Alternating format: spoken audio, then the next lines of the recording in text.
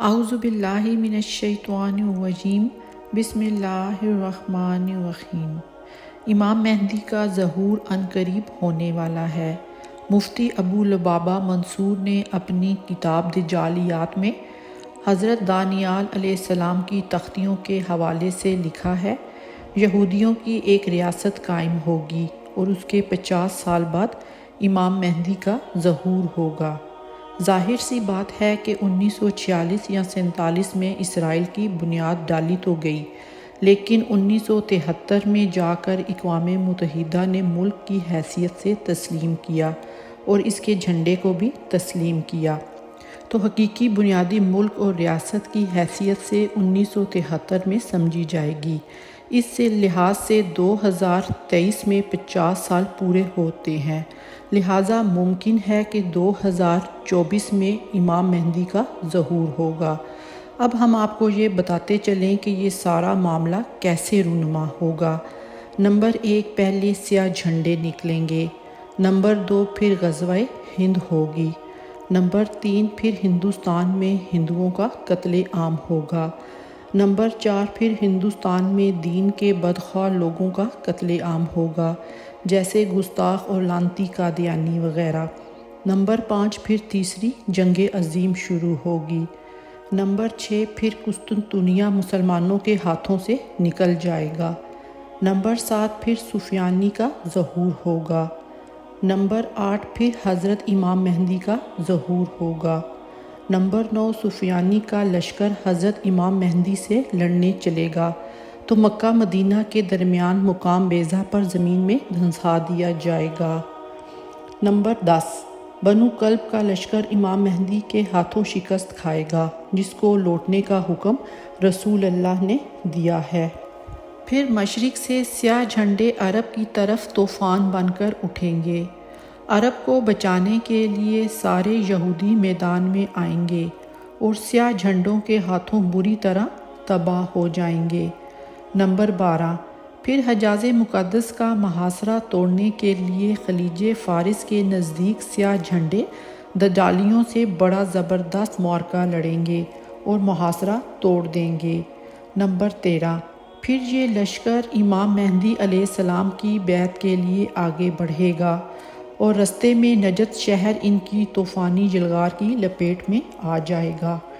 Number 14، پھر یہ لشکر امام مہدی کے ہاتھ پر بیعت کرے گا۔ نمبر 15، پھر یہ عربوں سے خزانہ طلب کریں گے اور وہ دینے سے انکار کر دیں گے۔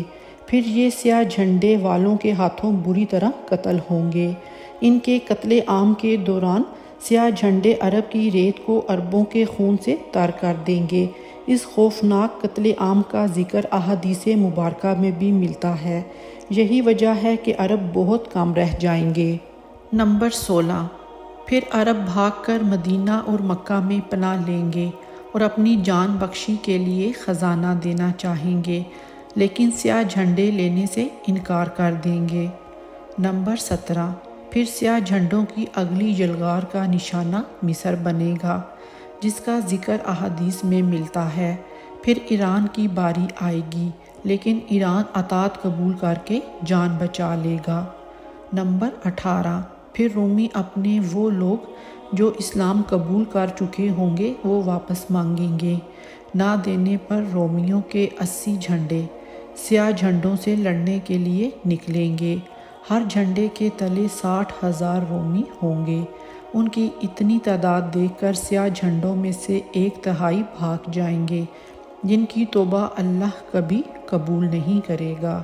پہلے دن مسلمان اپنی ایک جماعت کو لڑنے کے لیے بھیجیں گے، ساری جماعت شام تک شہید ہو جائے گی۔ پھر چوتھے دن تمام اہل اسلام جو سیاہ جھنڈے والے ہی ہوں گے مل کر رومیوں پر حملہ آور ہوں گے۔ پھر وہ ایسی جنگ کریں گے کہ تاریخ انسانی میں پہلے کسی قوم نے ایسی جنگ نہیں کی ہوگی۔ پھر فرمایا، وہ ایسی جنگ ہوگی کہ پہلے کبھی نہ لڑی گئی ہو۔ پھر اللہ رومیوں پر شکست مسلط کر دے گا۔ پھر مسلمان یعنی سیاہ جھنڈے ان کا قتل عام کریں گے، یہاں تک کہ رومیوں کی لاشوں کے پہلو سے ایک پرندہ اڑے گا وہ مر کر گرے گا لیکن لاشوں کے سمندر کو پار نہ کر سکے گا، اور وہ مر کر گرے گا بھی تو ایک لاش پر۔ اس جنگ کے بعد آدھے سے زیادہ لشکر آرمینیا کی طرف جائے گا۔ سیاہ جھنڈے آرمینیا پر آندھی، طوفان اور بلا بن کر نازل ہوں گے، اور آرمینیا کو وہ تباہی دیکھنی پڑے گی جس کے سامنے بابل اور نینوا اور بغداد کے قصے بھی ہیج ہیں۔ اس کا ذکر احادیث مبارکہ میں ملے گا۔ لشکر وہاں سے ہوتا ہوا امام مہدی سے مل کر قسطنطنیہ کا محاصرہ کرے گا۔ اللہ سیاہ جھنڈوں کے جہاد کا یہ صلہ دے گا کہ ان کے نعروں سے ہی قسطنطنیہ فتح ہو جائے گا۔ پھر سیاہ جھنڈوں کا کچھ لشکر یورپ کی طرف نکلے گا، اور جب یہ یورپ کی دہلیز پر پہنچے گا تو پورے یورپ میں کوہرام مچ جائے گا، لیکن یہیں پر خبر بھی پہنچ جائے گی کہ دجال نکل آیا ہے۔ پھر یہ لشکر وہاں سے تیزی کے ساتھ واپس آئے گا۔ ان کی رفتار انتہائی تیز ہوگی۔ احادیث مبارکہ کے مطابق یہ بڑا ہی سخت امتحان ہوگا، انتہائی سخت وقت ہوگا۔ جو کوئی تھوڑا وقت آرام کے لیے نکالنے میں کامیاب ہوگا وہی طاقتور تصور ہوگا۔ عرب میں وہ رومی جو دجال سے ملیں گے ان پر 3 جگہوں سے شب خون ماریں گے، ان میں سے کوئی بھی بچ کر واپس نہ جائے گا۔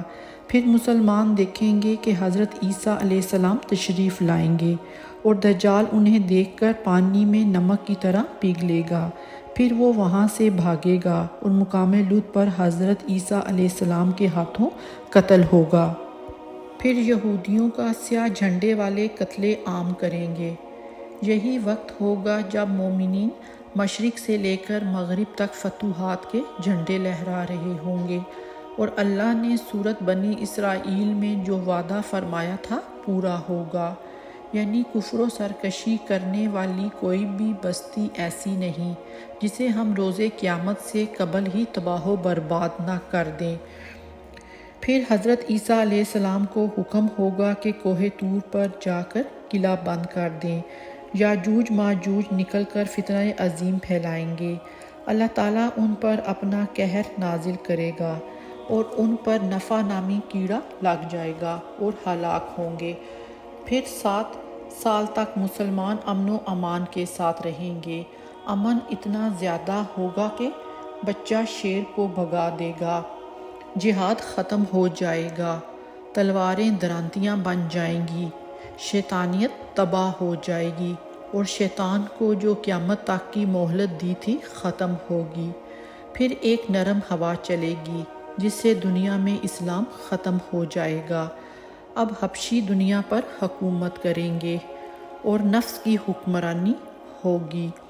ایک حبشی ٹیڑھی پنڈلی والا، نیلی آنکھوں والا، اور ٹگنا خانہ کعبہ کو گرا کر پتھر سمندر میں پھینک دے گا، غلاف جلا دے گا اور خزانہ گھر لے جائے گا۔ پھر قیامت مرحلہ وار شروع ہوگی اور تمہارے رب کے وعدے کا وقت آ جائے گا۔ فتنہ دجال بہت سخت ہوگا۔ اس سے حفاظت کے لیے ہر جمعہ کے روز سورۃ کہف کی تلاوت لازمی کریں۔ قیامت کب آ جائے کوئی پتہ نہیں، تو کیا آپ نے اس کی تیاری کر لی ہے؟ اصل علم اللہ رب العزت کے پاس ہے۔ ہمیں تیاری کرنی ہے، کوشش کرنی ہے، غور و فکر کرنا ہے، خود کو، نسلوں کو اس فتنے سے بچانا ہے انشاءاللہ۔ بہرحال یہ معلوم ہوا کہ یہ 2 سال امت مسلمہ کے لیے بہت اہمیت کے حامل ہیں۔ اللہ تبارک تعالیٰ امت مسلمہ کو دجالی فتنوں اور سازشوں سے حفاظت فرمائے، آمین ثم آمین۔ ویڈیو اگر اچھی لگے تو صدقہ جاریہ سمجھ کر دوسروں کے ساتھ بھی لازمی شیئر کریں۔ جزاک اللہ۔